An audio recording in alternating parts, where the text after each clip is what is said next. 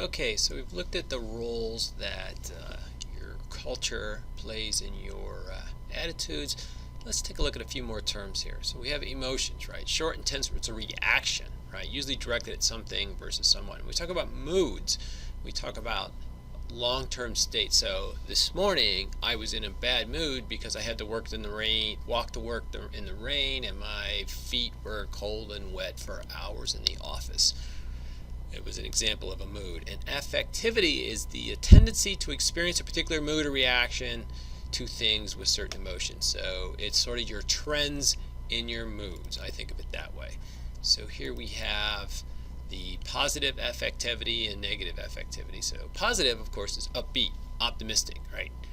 Things are going to work out well. Even if they're not well now, they're going to get better. Negative affectivity, I'm pretty downbeat and pessimistic, right? Not only are things bad, but they're going to get worse, right? Think of, in terms of Winnie the Pooh, right? You think of Eeyore, right?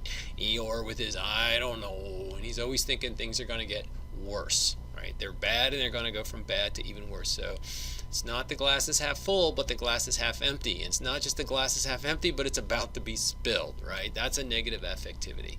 Now, which one of those do you think are more successful at work? Right? Think about how you react to things. Think about how people are perceived in organizations, how they are perceived at work.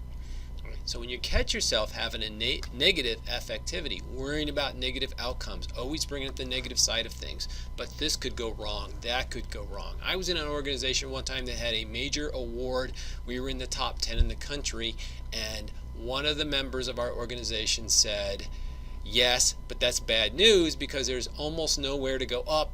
There's only room to go down. Here we are, literally getting a national award and being in the top 10 in the country in something, and they think it's bad news because we might go down. Now, to me, that's the definition of negative affectivity, right? And that's not the kind of things that we find in successful executives. That's not the kind of thing we find in successful managers or even successful organizations. When a whole organization hits a bump, when something happens that was not the way they wanted, right? We have to deal with it, right? And we have to know that we can figure this out. We'll come at it on a positive way. So here we have, it's a continuum, right? You're either not always positive, not always negative, but it's shades of gray again as we move back and forth between these different areas.